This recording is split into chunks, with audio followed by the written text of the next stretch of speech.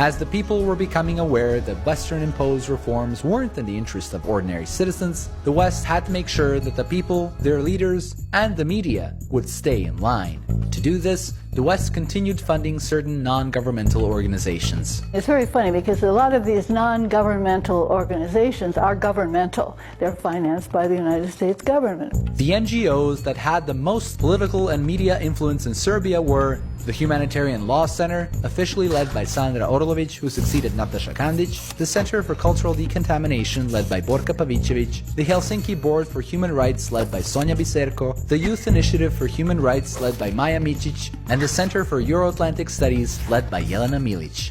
Most of these NGOs operated in other republics of the former Yugoslavia as well, but the Serbian representatives were the most interesting. Serbian public, they immediately discard us and discharge us as paid by NATO. But where does the center receive its funding? From Open Society Fund in Belgrade, from National Endowment for Democracy, from Rockefeller Brothers Foundation. National Endowment for Democracy, Rockefeller Brothers.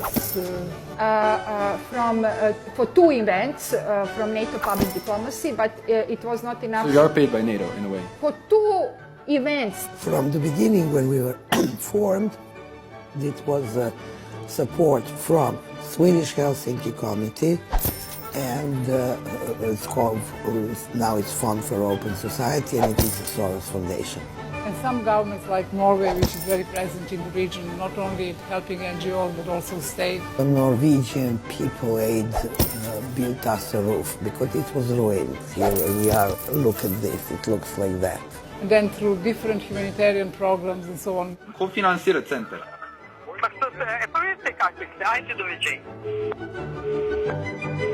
What Ms. Kandić didn't want to say is that her Humanitarian Law Center was directly funded by the National Endowment for Democracy, the Rockefeller Brothers Fund, the Open Society Foundation, USAID, the United States Institute of Peace, the Balkan Trust for Democracy, Civil Rights Defenders, the King Baldwin Foundation, and then there's also the European Commission, the OSCE Mission to Serbia, the British Embassy in Belgrade, the Austrian Development Cooperation, the Canadian Embassy in Belgrade, the German Embassy in Belgrade, the Royal Netherlands Embassy in Belgrade, the Swiss Ministry of Foreign Affairs, the Norwegian Ministry of Foreign Affairs, and 10 other foreign organizations. At the end of the day, whose interest is Ms. Kandić looking after? The citizens of Serbia, who largely dislike her work, or all these foreign governments and organizations which give her money?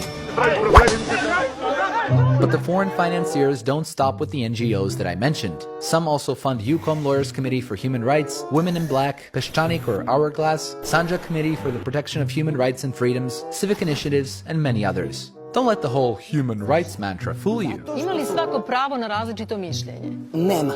Pre svega, mi svako ko šta govori i radi nije nužno mišljenje. Kako je moguće u demokratiji da nema prava na različito mišljenje? Pa u tome i jeste problem. This is especially interesting considering that Borka Pavićević's Center for Cultural Decontamination received $38,000 in 2013 from the National Endowment for Democracy to promote public debate on various issues. Does everybody have the right to a different opinion?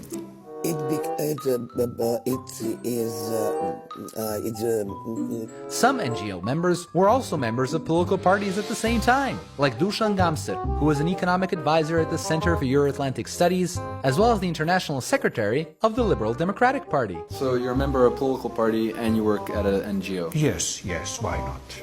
You don't think there's a conflict of interest? No, I don't. Why not? Yeah, these are different things. In political party, you are helping your party colleagues to get to power. You are advising them. You do things, various things in the party. And when you are in the NGO, you do things, maybe same things, by other methods. So where is the line between these NGOs and political parties? Aren't NGOs supposed to be the corrective factor of all levels of government, instead of betting on who'll get into the government? The goal of these NGOs, however, was something else. We all gathered ourselves pretty much on the same values and same goals that we thought would be good for Serbia for more than 10 years in different settings of us knowing each other more or less. And whenever we recruit new interims or whoever, we always refer them to our website, to our manifesto, and openly say that we are in favor of Serbian NATO membership. But it doesn't stop there. These NGOs don't wait for citizens to become legal adults in order for those NGOs to start recruiting them or shaping their opinions on various political or social issues. We have, for example, many educational programs now 10 years, mostly secondary school children and students. So we have human rights schools which last 10 days. We gather children from all over Serbia, from different backgrounds. We select usually 30 children. In 10 days, and it's a very intensive program, they really change. In what way? They're offered a framework, a referential framework to think. You just have to guide them, to tell them what is wrong and what is good, what is evil, So these elementary things, just to show them direction. They easily accept it. Yes, children do tend to get brainwashed more easily. I zato treba bogato, iskustvo pedagoga. Da, Boga. U zemlji kao što je Srbija, gde je dostignut visok nivo psihosocijalne dezintegracije društva, lako je manipulisati čitavim društvom, pa i delovima društva, bilo kojim grupama, a pogotovo onim najosjetljivijim, to su u svakom slučaju mladi, koji su tek u procesu formiranja nekih svojih vrednostnih i životnih stavova, pa je ono što naš narod naziva ispiranje mozga, a to je u stvari intelektualni inženjering, pre svega vrednostnih, znači političkih stavova, koji su najvažniji, najinteresantnije onima koji to koriste, jer mladi tek formiraju svoje stavove i lako mogu i da ih menjaju. Zato oni jesu ciljna grupa za one koji hoće da manipulišu njim. That's why NGOs don't waste time in making it clear who are the world's good guys. The West is almost a synonym for democracy, for the respect of human rights and rule of law, for individual liberties. But hey, I'm sure these NGOs can be critical towards the West as well, despite receiving money from them. Do I think that United States might be unfair sometimes towards somebody? Yes, of course. No one is perfect. Do you have any examples of that? Sure. I don't know. Now I have hard times imagining the example, but maybe... That's okay. It's not like the United States or the CIA ever admit to making mistakes either. The United States and the CIA as one of its implements made mistakes and makes mistakes all the time. Oh, so the former CIA director does admit that. But Dusan Gamser can't think of any mistakes. I don't know. Talk about being more Catholic than the Pope. Because they are technically non-governmental, whatever they do, the country that they're acting in, you can't accuse the United States of doing it because it's a non-governmental organization that is doing this subversion. Some other countries knew how to deal with this. In 2012, Russian President Vladimir Putin approved a law which was previously cleared with overwhelming support by parliament, obliging NGOs that receive funding from abroad to register as foreign agents. The US State Department quickly condemned the law, which was really odd considering that the US passed a very similar law, the Foreign Agents Registration Act, back in 1938. Today's threat to our national security is not a matter of military weapons alone. We know of new methods of attack. The Trojan horse, the fifth column, spies, saboteurs, and traitors.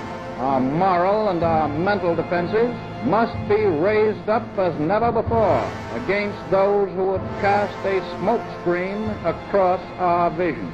The US law requires groups representing the interests of foreign powers in a political or quasi-political capacity to disclose their relationship with the foreign government and information about related activities and finances. This law is still in effect in the US. If America really is about freedom, democracy and the rule of law, then it should be doing the same sort of thing in Saudi Arabia, but they don't. Believe it or not, it's the only country in the world that forbids women from driving a vehicle. Last month, yet another woman was executed on charges of sorcery and witchcraft. Beheaded for sorcery. The 54-year-old was beheaded by a single blow of sword earlier this month.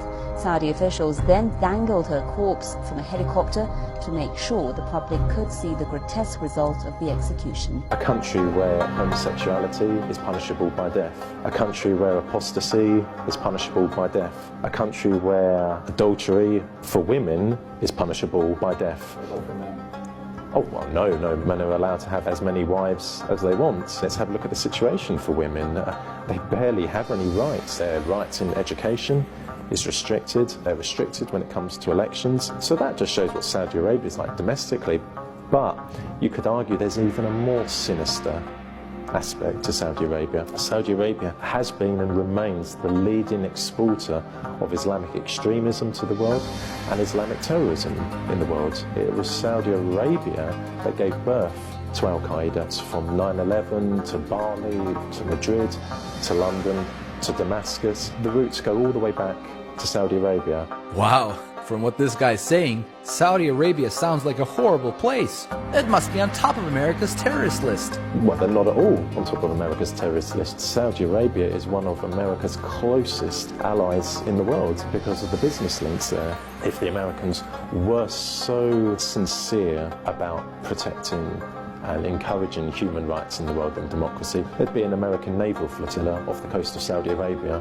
It's one of the most wicked regimes in the world. Can you imagine US-funded NGOs scheduling a date for a gay pride parade in the Saudi capital, Riyadh?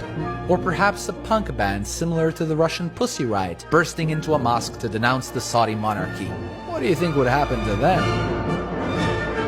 The foreign-funded civil society issue had little to do with human rights, and even less with democracy. In Introducing Democracy, a book written by David Beetham and Kevin Boyle, and published by UNESCO for the education of people in newly established democracies on human rights and political freedoms, it said that an influence of an NGO on a government can be democratic only if it stems from mass membership, and not that which stems from the accumulation of wealth or power in the hands of a few.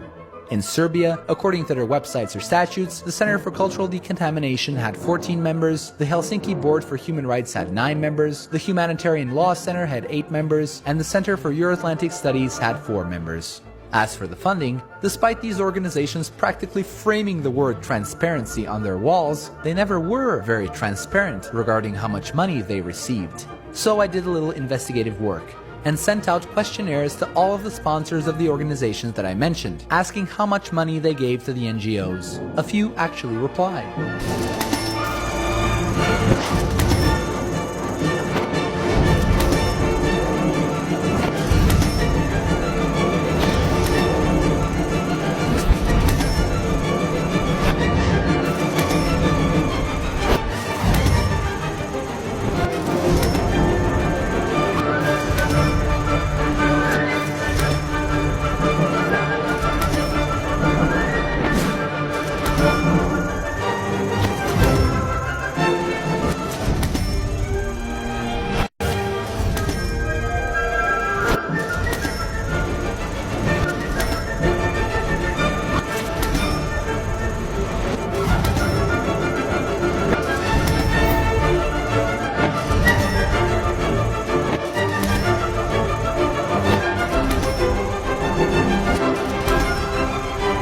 This was just the tip of the iceberg. So much for mass membership with no accumulation of wealth. For a group of organizations supportedly promoting democracy at every corner, they weren't very democratic at all. At least by UNESCO standards.